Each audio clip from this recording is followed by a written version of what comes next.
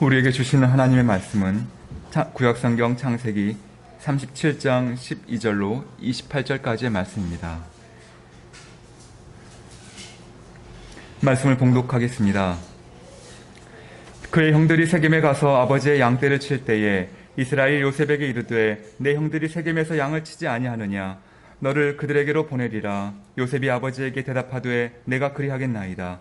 이스라엘이 그에게 이르되 가서 내 형들과 양떼가 다 잘 있는지를 보고 돌아와 내게 말하라 하고 그를 헤브론 골짜기에서 보내니 그가 세겜으로 가니라. 어떤 사람이 그를 만난즉 그가 들에서 방황하는지라. 그 사람이 그에게 물어 이르되 내가 무엇을 찾느냐. 그가 이르되 내가 내 형들을 찾아오니 청하건대 그들이 양치는 곳을 내게 가르쳐 주소서. 그 사람이 이르되 그들이 여기서 떠났느니라. 내가 그들의 말을 들으니 도단으로 가자 하더라 하니라. 요셉이 그의 형들의 뒤를 따라가서 도단에서 그들을 만나니라. 요셉이 그들에게 가까이 오기 전에 그들이 요셉을 멀리서 보고 죽이기를 꾀하여 서로 이르되 꿈꾸는 자가 오는도다. 자, 그를 죽여 한 구덩이에 던지고 우리가 말하기를 약한 짐승이 그를 잡아먹었다 하자. 그의 꿈이 어떻게 되는지를 우리가 볼 것이니라 하는지라. 루벤이 듣고 요셉을 그들의 손에서 구원하려 하여 이르되 우리가 그의 생명은 해치지 말자. 루벤이 또 그들에게 이르되 피를 흘리지 말라. 그를 광야 그 구덩이에 던지고 손을 그에게 대지 말라 하니 이는 그가 요셉을 그들의 손에서 구출하여 그의 아버지에게로 돌려보내려 함이더라. 요셉이 형들에게 이르매 그의 형들이 요셉의 옷 곧 그가 입은 채색 옷을 벗기고 그를 잡아 구덩이에 던지니 그 구덩이는 빈 것이라. 그 속에 물이 없었더라. 그들이 앉아 음식을 먹다가 눈을 들어본즉 한 무리의 이스마엘 사람들이 길르앗에서 오는데 그 낙타들의 향품과 유향과 모략을 싣고 애굽으로 내려가는지라. 유다가 자기 형제에게 이르되 우리가 우리 동생을 죽이고 그의 피를 덮어둔들 무엇이 유익할까. 자, 그를 이스마엘 사람들에게 팔고 그에게 우리 손을 대지 말자. 그는 우리의 동생이요 우리의 혈육이니라 하매 그의 형제들이 청종하였더라. 그때에 미디안 사람 상인들이 지나가고 있는지라. 형들이 요셉을 구덩이에서 끌어올리고 은 20에 그를 이스마엘 사람들에게 팔매 그 상인들이 요셉을 데리고 애굽으로 갔더라. 아멘. 이 시간 절망을 희망으로 갖고 가는 신앙이라는 제목으로 목사님 말씀 전하시겠습니다.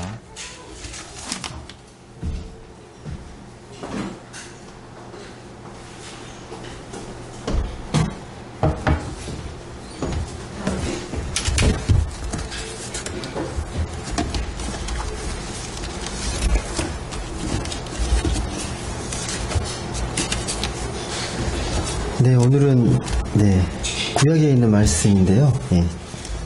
말씀의 제목은 절망을 희망으로 갖고 가는 신앙이라는 제목입니다.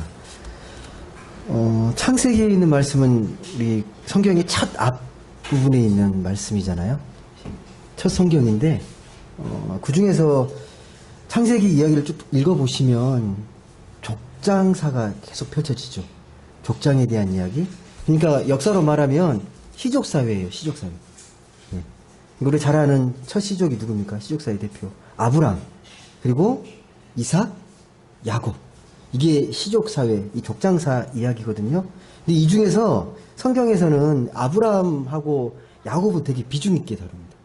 상당한 양을 기록을 합니다. 근데 상대적으로 이삭이 중요하지 않다는 게 아니라 이삭의 비중이 좀 약해요. 덜 다룹니다. 근데 오늘 읽었던 말씀이 야곱이거든요. 비중 있게 다룬 인물 아브라함과 더불어서 야곱에 대한 이야기입니다. 이 야곱 하면 가장 큰 특징이 뭐죠? 야곱 하면 딱 떠오르는 게 아들이 12이나 있었다. 아들을 12를 두었습니다. 제 12이나라고 말한 이유가요. 당시에 축복받은 이 상징이 뭐였냐면 자식이에요. 자식이 많은 게 축복받은 거예요. 가문의 영광이고 특히 아들이 많잖아요. 정말 복받은 집안이에요. 당시 12이나 있었습니다. 참 부러울 만한 집안이죠. 야곱의 아들이 12이나 됐으니까. 그리고 아시겠지만 이 야곱의 12아들이 나중에 뭐가 돼요? 이스라엘의 12지파가 돼요. 12지파. 대단히 영광스러운 일 아닙니까? 야곱의 아들들이 이스라엘 민족을 대표하는 각 지파의 대표가 되는 거예요. 요셉 지파, 베달리, 루벤 지파 이런 식으로 12지파가 됩니다. 그 12아들의 이름이 창세기 35장에 자세히 기록되어 있는데 우리가 기억할 게 뭐냐면 이 야곱의 12아들이 물론 한 아버지인 야곱에게서 났지만 배다른 형제들이죠. 예. 어머니가 총 몇 명입니까? 4명. 예. 4명에서 난 아들이 12입니다. 그러니까 한 어머니에서 낳은 아들이 아니라 이복 형제로 구성된 아들이 12명인 거예요. 좀 느껴지십니까? 가족 구성원의 어떤 모습들이 이복 형제로 12 시족 사회를 이루고 있는 모습. 이제 아들을 낳게 되는 경위가 되게 재밌어요. 얽히고 막 설키는 이야기들이 되게 재미있는데, 처음에 야곱이 형 에서의 그 자기를 죽이려는 위협 때문에 한번 속이자, 팥죽으로 자기 형 에서를 속여가지고 분노한 이 형이 그를 죽이려고 하니까 어머니를 통해서 외삼촌 라반 댁으로 피신을 합니다. 이제 거기에서 이제 외삼촌을 도우면서 열심히 일하니까 재산이 계속 증식되고 막 부가 쌓여요. 그 외삼촌 댁이 되게 부유하게 됩니다. 되게 열심히 잘하니까 붙들고 싶은데, 이 야곱이 그 자기가 가지고 있는 두 명의 딸이 있었는데 라헬을 무지 사랑하는 걸 알게 됐어요. 흠모하고 정말 사랑하는 걸. 그래서 뭐라고 제안하냐면, 네가 앞으로 7년간 열심히 일하면 내가 라헬을 줄게라고 그렇게 약조를 합니다. 그 말을 믿고 진짜 7년 동안 뼈가 빠지게 진짜 열심히 일을 하거든요. 예, 정말 열심히 일합니다. 그래서 그 약속대로 이제 결혼식 날이 됐는데, 모르겠어요. 그때는 뭐 워낙 불빛이 없고 그래서 신혼방에다가 아니 깜깜하게 해가지고 신부를 넣었는데, 아침에 깨우고 보니까 첫째 언니 레아였잖아요. 예. 여러분은 혹시 이해되십니까? 깜깜한 속에서 그냥 라헬이 이겼거니 하고 이렇게 같이 결혼했다라는 거, 이런 당시의 상황들. 여하튼 이 외삼촌의 계략에 속아서 예, 사랑하는 이 라헬을 얻지 못하고 첫째 언니 이 레아를 할 수 없이 아내로 맞이하게 됩니다. 다시 약조하는 거죠. 변명은 이거예요. 아니 첫째도 안 갔는데 어떻게 둘째 먼저 보내냐. 그럴 수는 없다, 아버지 입장에서. 첫째를 보내고 나서 보낼 수 있다라 해가지고 그렇게 속인 거죠. 그래서 또 약속을 하는 거예요. 정말 네가 앞으로 7년만 더 열심히 일하면 진짜 둘째 딸 라헬을 주겠다. 또 7년을 열심히 일합니다. 총 몇 년이에요? 14년을 일하거든요. 여러분은 어떤 사랑하는 사람을 얻기 위해서 14년 일하라면 일하겠습니까? 어떨 것 같으세요? 근데 해요. 그만큼 사랑한 것 같아요. 진짜 사랑한 것 같아요. 예, 저는 놀랍다고 생각하거든요. 예. 그래서 정말 14년 뒤에 정말 사랑하는 이 라헬을 얻게 됩니다. 이 좀 독특하죠? 한 자매를 다 아내로 맞이했다라는 게 좀 독특합니다. 근데 이 자매가 한 야곱의 아내가 되면서 극심한 경쟁이 벌어져요. 예. 자매끼리의 시기 질투가 어마어마합니다. 어떤 경쟁을 벌였냐면 아들 낳기 경쟁이 벌어집니다. 예. 첫째 언니인 레아를 통해서는요, 이 르우벤을 비롯해가지고 스불론까지 6명의 아들을 낳습니다. 레아, 첫째 언니였던 레아를 통해서는. 그리고 둘째 부인이었던 이 라헬을 통해서는 느즈막하게, 바로 못 낳고요, 느즈막하게 요셉과 베냐민 2명의 아들을 낳아요. 그럼 4명의 아들은 뭐냐? 아들 낳기 경쟁이 치열한데, 그래서 자기 몸종을 야곱에게 주면서까지 아들을 낳게 하거든요. 예. 레아 같은 경우에는 몸종인 실바를 통해 가지고 갓과 아셀을 낳고, 이 라헬의 몸종이었던 비라를 통해서는 단과 납달리를 낳습니다. 이렇게 해서 총 12명의 아들을 낳아요. 어마어마하죠. 밖에서 겉으로 봤을 때는요, 정말 축복받은 부러운 가정이에요. 한 가문에 아들이 12명이나 있어요. 얼마나 축복받은 가정입니까? 그런데 속으로 들어가면 이미 갈등의 씨앗은 계속 자라고 있는 거죠. 그 문제의 핵심이 나와요, 오늘 이야기가. 제가 이렇게 길게 이야기한 이유가 이런 흐름 속에서 어떤 게 문제였는지가 정확히 드러납니다.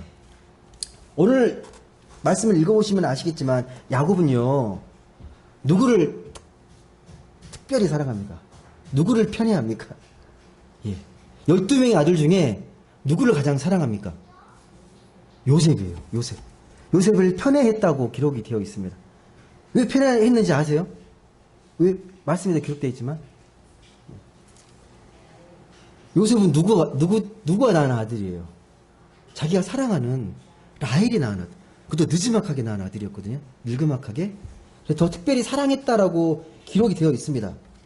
그런데 이 사랑하는 이 라헬이요, 요셉을 낳고, 이제 막내가 베냐민인데, 막내 베냐민을 낳다가 심하게 하혈을 하고 죽게 됩니다. 이 라헬. 엄청 고통스러워요. 이 요셉이. 자기 부인이었던 라헬을 잃게 되자 엄청 고통스러워합니다. 그래서 더 늙어서 얻은 아들 이 요셉을 더 사랑했다라고 기록되어 있는데, 또 늙어서 얻은 아들이라고 치면 베냐민이 더 아들이거든요. 이게 좀 말이 좀 어폐가 있어요. 예. 그럼 베냐민은 뭐냐는 거죠. 베냐민도 사랑하지만 특별히 요셉을 더 사랑했거든요. 근데 그 흔적이 오늘 말씀 이 37장 보시면 발견이 되는데 읽진 않았거든요. 37장에 있는 2절 말씀 보시게 되면 그 흔적이 좀 발견이 됩니다. 한번 같이 읽어보겠습니다. 37장 2절 말씀 같이 읽겠습니다. 시작. 야곱의 족보는 이러하니라. 요셉이 17세의 소년으로서 그의 형들과 함께 양을 칠 때에 그의 아버지의 아내들 비라와 실바의 아들들과 더불어 함께 있었더니 그가 그들의 잘못을 아버지에게 말하더라. 뭔 말인지 이해되세요? 그러니까 함께 양을 치다가 뭐 실수하거나 잘못한 거 있으면 다 아버지에게 일러 바치는 거예요. 고자질을 되게 잘한 거죠. 확실하게.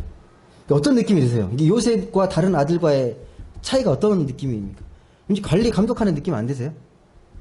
관리 감독? 일일이 다 일러 바치고 막 고자질하고 이렇게 아들들을 관리하는. 그러니까 제 생각하기에는요, 이 12아들이 똑같은 어떤 대우를 받았던 게 아닌 것 같아요. 예. 몸종의 아들이라고 기록이 되어 있잖아요. 예. 예. 정실 부인이 낳은 아들과 이게 몸종이 낳은 아들, 뭔가 차별이 있었던 것 같고, 그 중에서 특별히 그래서 이제 요셉을 더 편애했던 것 중에 하나가 또 이 아들들을 잘 관리한다는 느낌이 들었던 것 같아요. 속속들이 다 이야기하니까. 하지만 어떻겠습니까? 이 형제들은요, 엄청 불쾌하고 분노했겠죠. 아마 이게 모르겠어요. 야곱이 요셉을 더 편애한 이유였을지 추측은 해볼 수 있습니다. 예. 그래서 야곱이 요셉을 더 사랑했다는 증거로 뭘 이야기하냐면요, 요셉에게만 어떤 옷을 입히냐면 채색 옷을 입혀요. 채색 옷이 뭔지 아십니까? 비싼 옷감의 옷이거든요. 이런 표현이 맞는지 모르겠지만 고급 브랜드 옷을만 요셉이 입히고 나머지는 그냥 수수하게 입히는 거예요. 예. 더 화가 났겠죠. 다른 형제들은 똑같은 자식들인데 요셉만 그렇게 특별히 편애하는 걸 보면서 더 화가 났을 거예요. 근데 여러분, 이거 잘못된 교육 방법이잖아요. 교육적으로 보면요. 왜 편애를 합니까? 이것 때문에 요셉이 더 미움받고 형제들에게 증오를 받게 되잖아요. 근데 오늘 사건이 어떤 사건이냐면, 이제 이 형제들 중에 요셉과 베냐민, 그러니까 라헬이 낳은 아들들을 제외하고요, 나머지 10 형제들이 양을 치러 갔어요. 세겜으로. 왜 둘은 또 뺐을까요? 둘은 빠지고 10명만 세겜으로 양을 치러 가거든요. 양을 치러 갔으니까 아버지가 이제 궁금한 거죠. 양을 잘 치고 있는지, 어떻게 하고 있는지, 농땡이는 안 치고 있는지. 그래서 요셉을 보냅니다. 관리 감독하라고 보내는 거예요. 나한테 보고해라. 어떻게 하고 있는지. 근데 세겜에 도착해서 보니까 안 보여요. 형제들이 안 보이니까 어디 갔지? 이렇게 추궁을 하는 거죠. 어디 갔냐고 주위에 물어보니까 도단으로 옮겼다고 이야기합니다. 도단으로. 근데 여러분, 이건 되게 자연스러운 거예요. 목동이잖아요. 유목민이기 때문에 양을 치면 풀과 물이 있는 곳으로 계속 옮겨 다녀요. 옮겨 다니는 거거든요. 그러니까 도단으로 옮긴 거죠. 풀과 물을 찾아서. 근데 그 이야기를 듣고 이제 요셉도 이제 도단으로 갑니다. 이 도단에서 이제 요셉이 가고 있는데 오늘 말씀에 보면요, 형제들이 요셉이 오는 걸 발견합니다. 근데 가까이 왔을 때 발견한, 멀찍이 왔을 때, 예, 그만큼 요셉을 멀찍이 왔을 때 이제 요셉이 오는 걸 안 거예요. 그러면서 작당 모의를 합니다. 예, 음모를 꾸미죠. 예, 어떻게 하죠? 죽이자. 그게 기록되어 있는 게 20절 말씀이거든요. 되게 노골적으로 기록을 합니다. 형제들의 이야기. 한번 보시겠습니까? 뭐라고 이야기하는지. 요셉이 오자 20절 같이 읽겠습니다. 시작.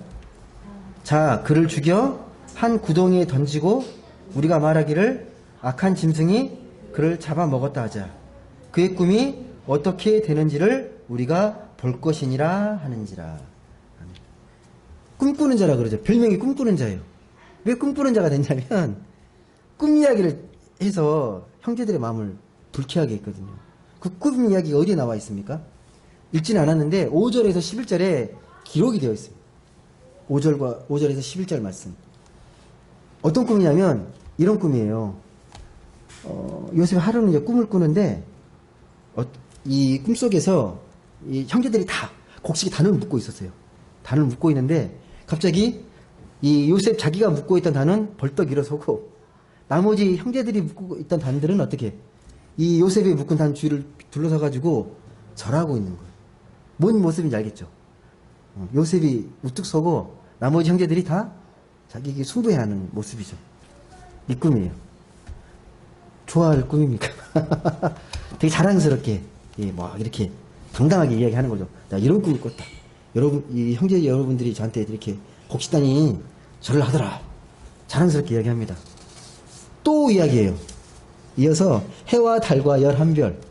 11별, 해, 달, 뭐 어머니, 아버지, 11별, 형제 다 어떻게 한다고요? 자기에게 경배하는 것. 이걸 듣고 있던 아버지 야곱이요. 너무 심하다고 생각했던지 이 이야기를 듣고 꾸짖어요.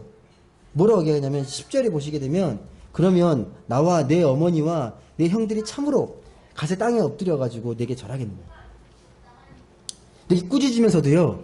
야곱은 이 꿈 이야기를요. 마음속에 깊이 간직합니다. 범상치 않은 꿈이라는 걸 느끼게 된 거죠. 야곱이. 잘 간직했다라고 기록합니다. 이 꿈 이야기를 듣고 드디어 이 형제들이 요셉을 정말 더 미워하고 증오하기 시작합니다. 아마 이때부터 얘는 안 되겠다. 얘는 정말 큰일 나겠다 싶어서 어떻게든 하려고 마음 먹었던 것 같아요. 모일 때 형제들이 모이기만 하면 요셉 이야기 안 했겠습니까?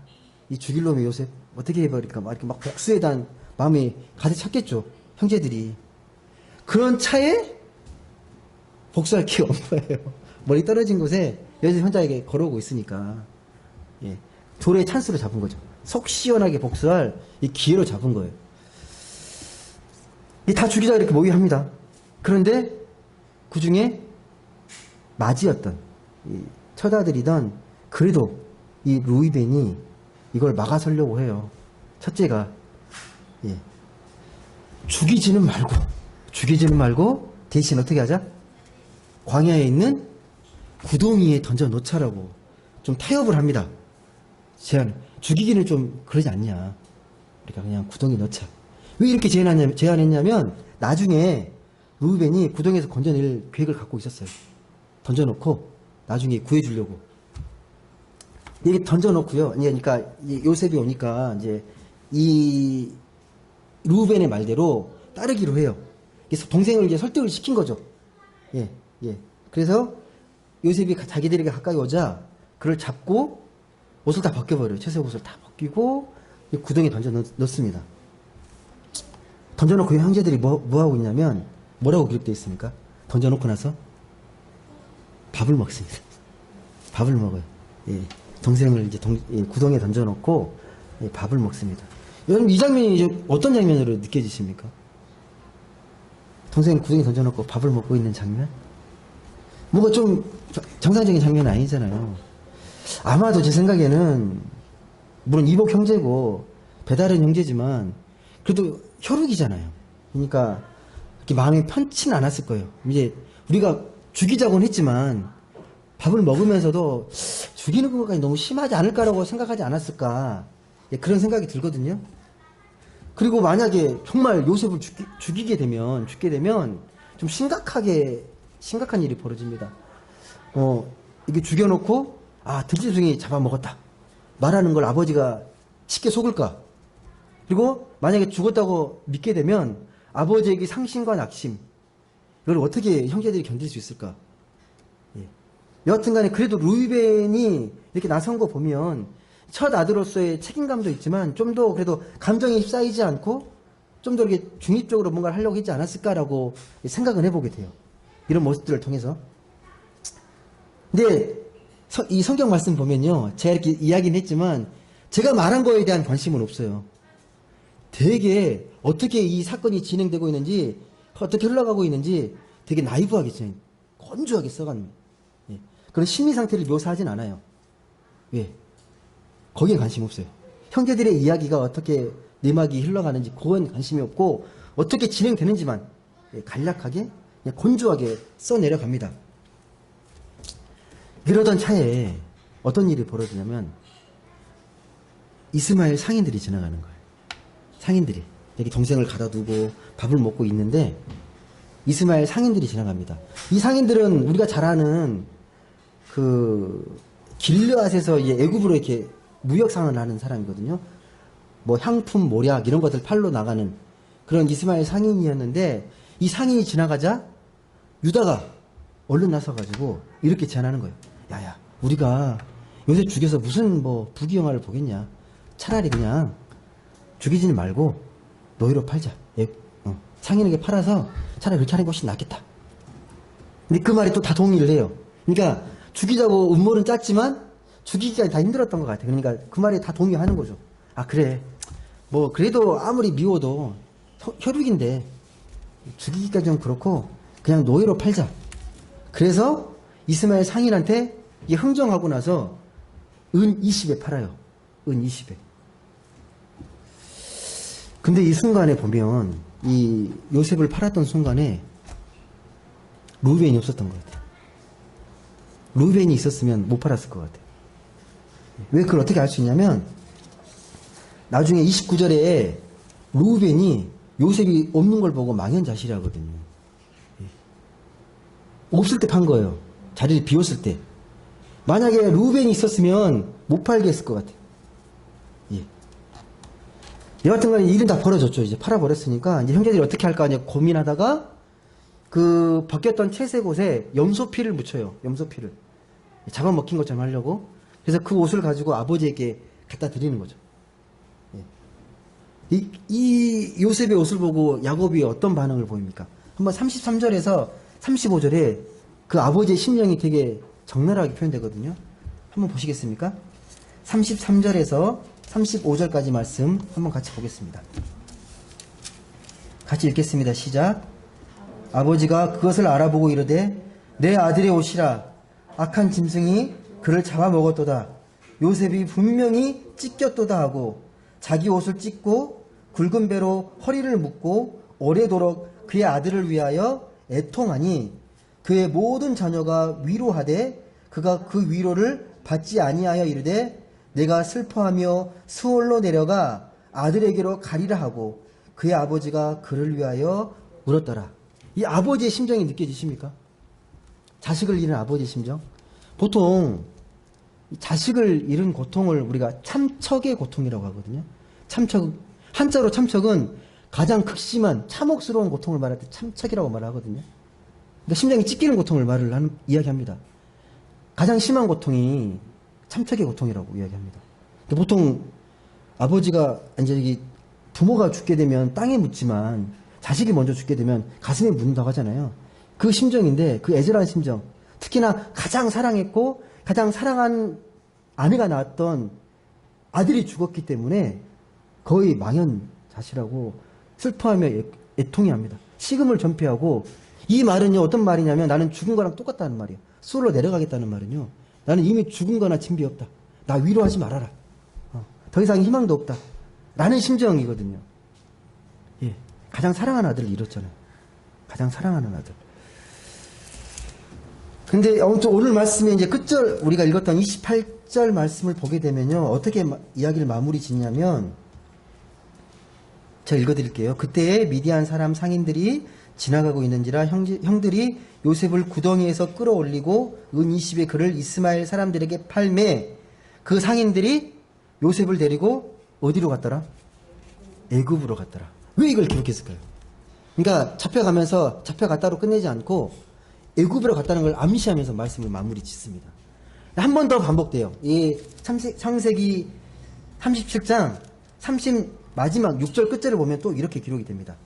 그 미디안 사람들은 그를 애굽에서 바로의 신하 친위 대장 보디발에게 팔았더라. 요셉의 행선지를요 명확히 기록하고 있어요. 두 번이나 강조하면서요. 요셉을 노예로 데리고 애굽으로 가서 애굽에 누구에게 팔았다고요? 친위 대장, 측근이죠. 이게 바로의 측근에게 팔렸다는 거예요. 뭔가 섭리가 느껴지지 않습니까? 뭔가 섭리가 느껴지지 않으세요? 두 번이나 강조하면서. 그러니까 형제들이 악한 마음으로 요셉을 팔았는데 공교롭게 애굽에 팔렸고 애굽의 친위대장에게 팔렸다는 거예요. 여러분 이건 되게 많은 것들을 암시하는데 나중에 우리는 결말을 알아요. 요셉이 어떻게 될지. 요셉이 어떻게 됩니까? 이 애굽에서 팔려가서 이 친위대장 보디발에서 노예로 있다가 어디까지 올라갑니까? 애굽의 총리가 되잖아요. 애굽의 2인자. 상상할 수 없는 일이 벌어진 거 아닙니까? 기가 막힌 역사죠. 여러분, 요셉이 여하튼 간에 애굽으로 팔렸기 때문에 나중에 이제 극심한 가문이 들거든요. 어마어마한 극심한 가문이 들었을 때 자기 가족들이 가나안에 있었잖아요. 그 가족들을 애굽으로 불러올 수 있었어요. 가장 부유한 그 애굽으로. 그리고 목축하기 좋은 양과 염소 이거 키우기 좋은 고센 땅에 편안하게 살게 해줘요. 예. 왜? 요셉이 애굽에 팔려서 총리가 되었기 때문에 이 모든 것들이 가능한 일들이었거든요. 기가 막힌 역사의 섭리죠. 역사의 섭리입니다. 보통 이스라엘의 역사를 이야기할 때 어디서부터 시작을 하냐면요. 출애굽부터 시작을 하거든요. 출애굽의 역사. 그러니까 원래는 작은 시족이었잖아요. 시족. 이 시족이었다가 요셉이 애굽에 팔리고 나서 나중에 가족들이 이제 이주하잖아요. 애굽으로. 처음에 작았던 소수 민족이었는데 400년이 지나니까 큰 민족을 이룹니다. 큰 민족을 이뤄요. 이 큰 민족을 이루고 나서 모세의 때가 되니까 출애굽하잖아요. 이때가 이제 이스라엘의 민족의 시작이에요. 출발이라고 말을 하거든요. 출애굽의 역사예요. 그러니까 민족의 정체성은 여기서 시작이 되거든요. 근데 그걸 또 기원으로 올라가게 되면 요셉이 애굽에 팔렸기 때문에 가능한 일이었거든요. 놀랍지 않습니까? 어떻게 요셉이 애굽에 팔린 거랑 이스라엘 민족이 시작되는 거랑 어떻게 연결할 수 있습니까? 상상할 수 없는 일이잖아요. 상상할 수 없는 일이죠. 나중에 이제 출애굽하고 나서 이스라엘 민족들이 어마어마한 광야에서 훈련을 받잖아요. 40년 동안. 아무것도 없는 땅에서 만나와 메추라기를 먹으면서 하나님의 은혜를 체험하고 권능을 체험하고 또 때가 되니까 말씀을 받고 율법의 백성이 되잖아요. 근데 이 모든 과정이 거슬러 올라가게 되면 그 출발은 되게 어떻게 보면 악한 인간의 어떤 잘못된 행위로 인한 거기서 출발이 됐다라는 거예요. 요셉이 애굽에 팔렸을 때. 정말 악한 행위 아니에요? 형제들이 팔았는데 이게 하나님 놀라운 역사로 탈바꿈한 거잖아요.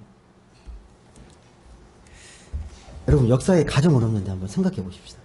역사에는 가정이 없잖아요. 근데 유익을 위해서 한번 생각해 보는 건데 만약에 요셉의 형제들이 요셉을 이 상인들에게 팔지 않았다라면 어떻게 됐을까요? 이스라엘은요? 아니 만약에 이 팔려고 할 때 그 자리에 루벤이 있었다라면 못 파는 거잖아요. 좀만 더 거슬러 올라가서 왜 그 순간에 상인들이 자주 나타나는 게 아니에요. 왜 그 순간에 상인들이 지나갔을까요? 또 거슬러 올라가면 왜 하필 야곱은 요셉을 편애했을까요? 편애만 하지 않았다라는. 그리고 만약 야곱이 정말 사랑했던 라헬이 죽지만 않았다라는. 이게 얽히고 복잡하게 얽혀 있어요. 이것들이 다 하나로 맞물려가지고 요셉이 애굽에 팔려나가는 거거든요.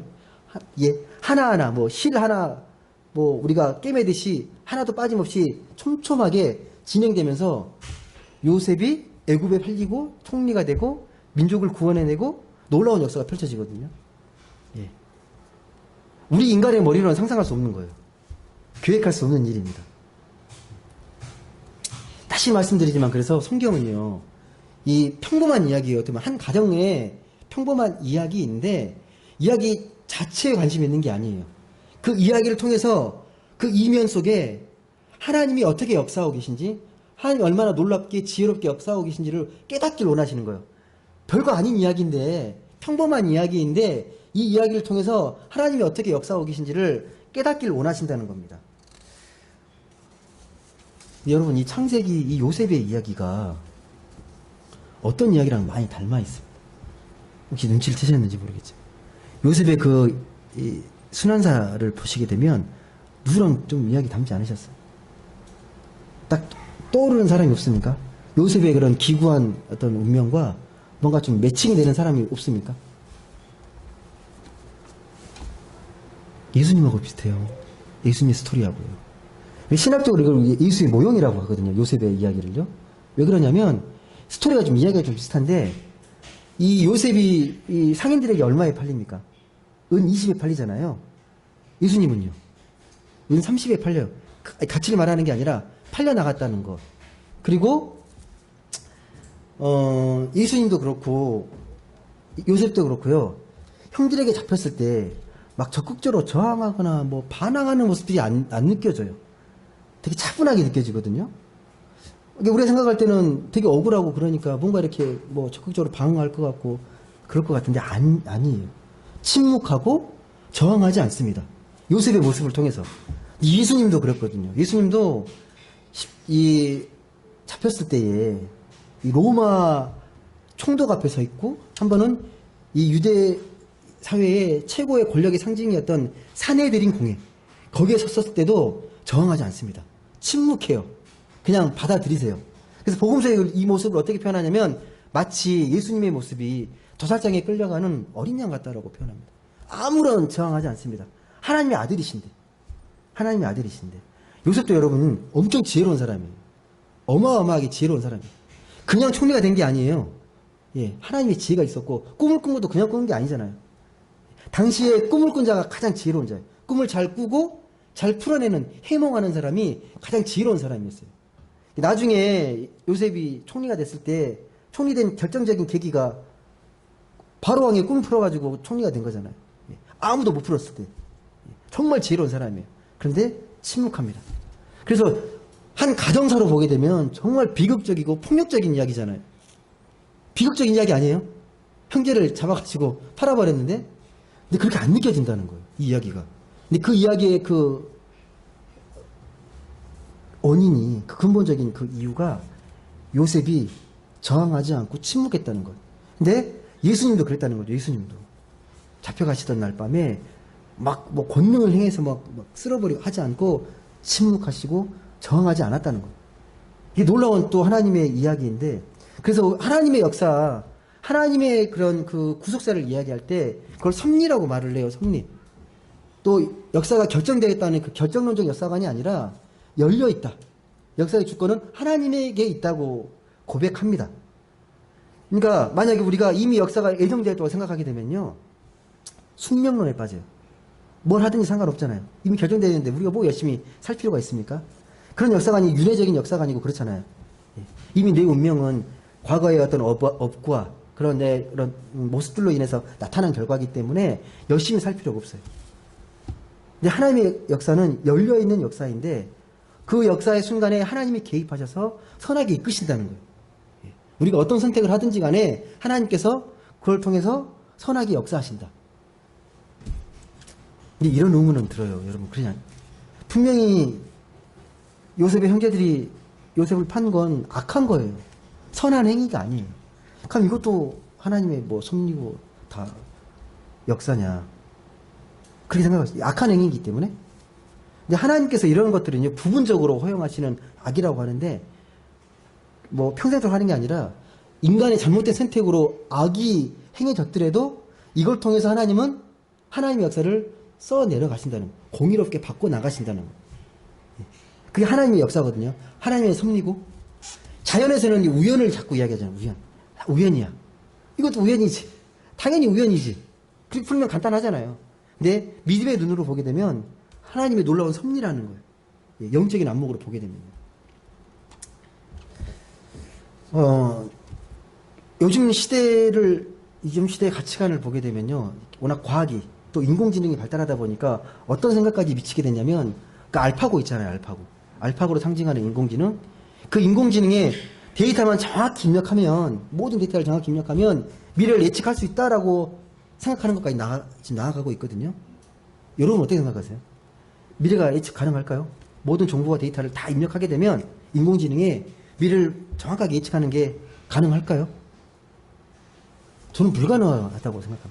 물론 가까운 작은 것들을 예측할 수 있겠지만요. 먼 미래를 예측할 수 있는 건 절대 불가능합니다. 절대 불가능합니다.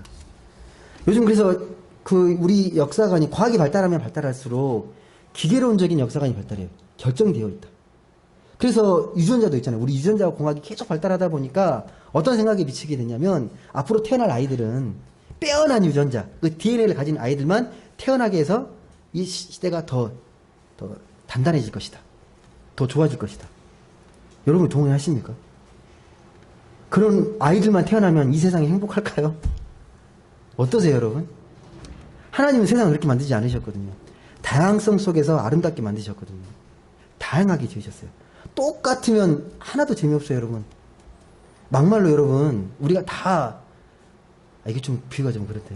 여러분, 정말 다, IQ가 100이 똑똑한 게 아니죠. 정말 천재로 태어났으면 다 여러분이 행복할 것 같습니까? 절대 아니에요. 다양함 속에서 우리의 인간의 아름다운 모습들이 많이 비춰지거든요. 여하튼 간에 그렇게 태어난다고 한들 행복하지도 않고 가능하지도 않다고 저는 생각을 합니다.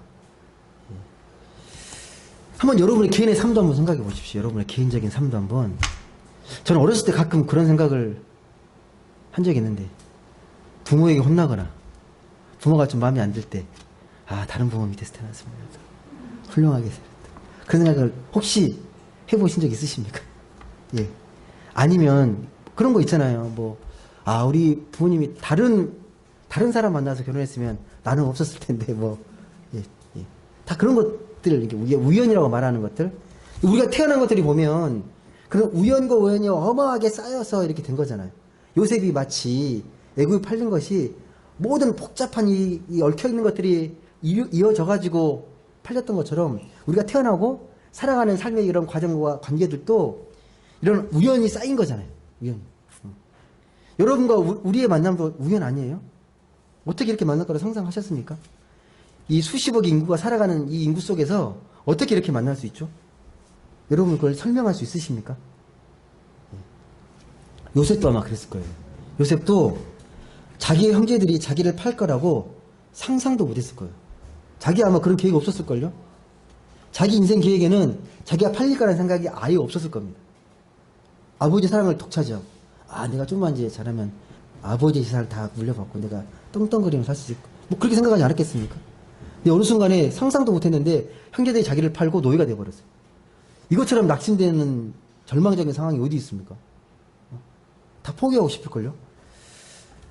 네, 여러분, 시간이 나지 않겠지만 제가 다시 말씀드립니다. 꼭 잊지 마셔야 될 게, 지금 우리 앞에는요, 우리 앞에서 일어나는 모든 일들 속에는요, 하나님의 놀라운 신비한 섭리가 있습니다. 여러분은 이걸 느끼지 못하든 간에 지금 우리 삶의 순간순간마다 하나님의 놀라운 이 섭리가 있거든요. 그 신비한 섭리가 있어요. 네가 설명할 수 없는 것들. 그런 일들이 계속 벌어집니다. 형제들이 이 요셉을 미워서 팔았지만, 분명히 악한 행위지만 그게 하나님의 섭리로 바뀌거든요. 예수님이 어떻게 팔려요? 사랑하는 제자 가룟 유다에게 은 30에 팔리잖아요. 배신 배반이고 악한 행위입니다. 근데 그걸 통해서 인류 구원의 십자가의 사건이 벌어져요. 십자가의 생명과 부활의 사건이 가룟 유다가 팔았기 때문에 벌어지거든요. 아이러니한 거죠. 아이러니한 일입니다. 그러니까 하나님은 결국 악을 선으로 바꾸시는 분이라.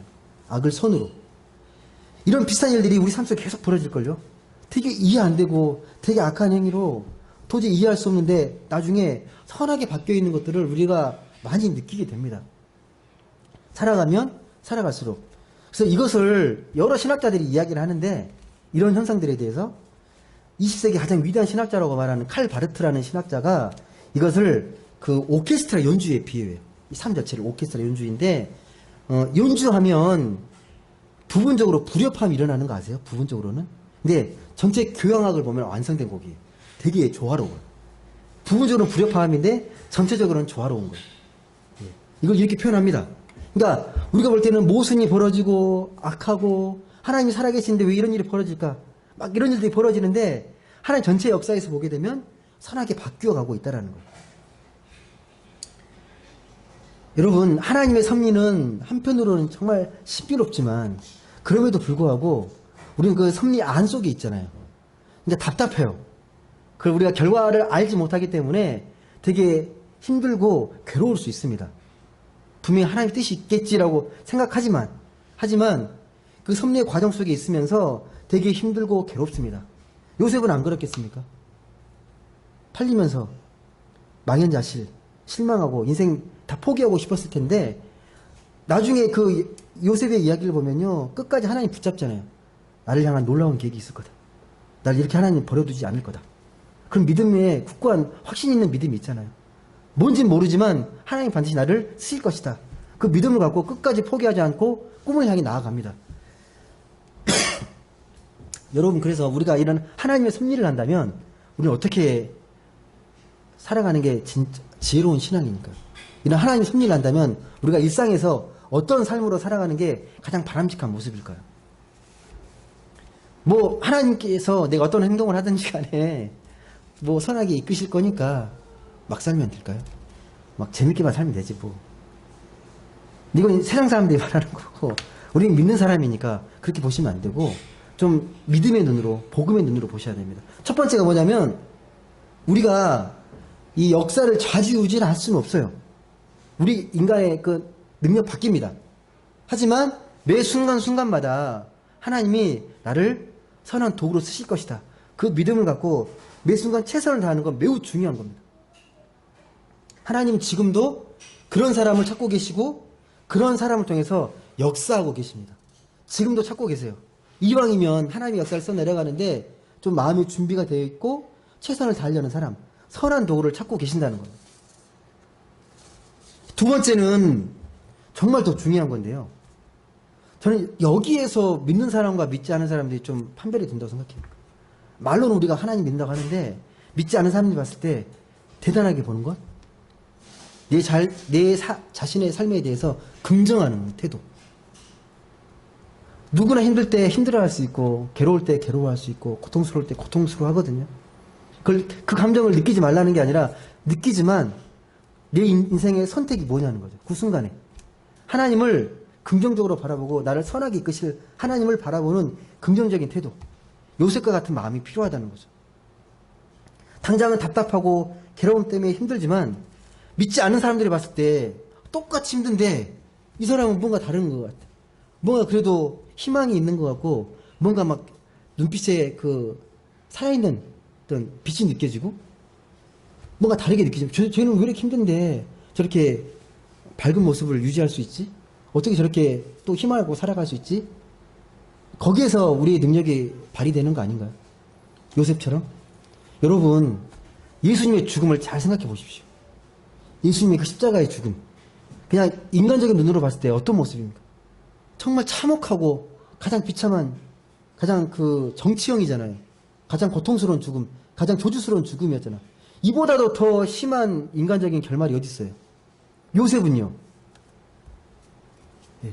그렇게 사랑받는 아들에서 하루아침에 노예가 되는 것처럼 절망적인 상황이 어디 있습니까? 우리가 물론 삶 가운데서 힘들고 어려운 일들을 많이 겪고 또 많은 그런 괴로움들이 있겠지만 우리가 이런 성경에 나와 있는 인물들의 삶을 들여다보면요. 그래도 낫다라는 생각이 들어요. 힘들지만. 물론 내가 느끼는 고통과 아픔이 정말 센 것들이지만 성경에 나와 있는 인물들이 어떻게 이 힘듦과 고통의 순간 속에서 살아왔는지를 보게 되면 그래도 우리가 위로를 받게 됩니다. 위안을 받게 됩니다. 왜? 주님의 십자가보다 더 절망적이고 비극적인 일은 없기 때문에, 요셉보다 더 비극적인 상황은 없기 때문에 그렇습니다. 그래서 우리는 오늘 또 우리를 선하게 이끄시는 그 하나님의 은혜를 깊이 신뢰하면서 내게 주어진 오늘의 삶을 긍정하면서 참 기쁨으로 살아가시면 좋겠습니다. 말씀을 맺겠습니다. 여러분, 우리도 이 요셉처럼 가장 절망적인 상황에 있더라도 우리를 포기하지 않으시고 우리를 끝까지 생명으로 인도하시는 그 주님을 바라보셨으면 좋겠습니다. 하루아침에 되지는 않지만 훈련을 통해서 매 순간순간마다 힘들고 어려울 때마다 하나님을 바라보는 그 훈련을 통해서 주님을 더 깊이 신뢰하고 내 절망과 그 힘든 상황을 희망으로 바꾸어 가시는 그 하나님을 통해서 그 요셉과 같은 믿음으로 우리가 한 주간도 내게 주어진 삶을 승리로 이끌어가는 모든 분들 되시길 주님의 이름으로 간절히 소망합니다. 기도하겠습니다. 사랑의 하나님 감사합니다. 오늘 말씀을 통해서 우리의 삶을 되돌아봅니다. 우리의 믿음이 어떠한 믿음인지 다시 한번 말씀을 통해 돌아보게 하시고 우리가 삶 속에서 부단하게 겪는 여러 가지 희로애락 또 삶의 그런 고통과 또 괴로운 순간들까지도 하나님께서 늘 함께 하시고 우리를 위로하시고 우리를 생명으로 사랑으로 이끌고 붙드시고 계심을 깨닫게 하여 주옵소서. 어떠한 상황에서도 하나님은 나를 사랑하신다. 나를 포기하지 않으셨다. 나를 생명으로 이끄신다는 그 믿음의 고백을 통하여서 내게 주어진 삶을 극복하고 내게 주어진 삶을 더 하나님이 기뻐하시는 생명 풍성한 삶으로 이어져 가게 할 수 있도록 성령께서 도와주실 수 있도록 기도하며 주님을 바라보게 하여 주옵소서. 요셉과 같은 믿음, 주님을 향한 그 믿음을 우리가 더욱더 깊게 또 굳게 내리게 하시고 하나님을 향한 믿음으로 인해서 우리의 삶이 더 기쁨과 또 구원의 감격으로 차고 넘칠 수 있도록 주님 역사하여 주옵소서. 감사드리며 사랑이 많으신 예수님의 이름으로 기도드립니다. 아멘.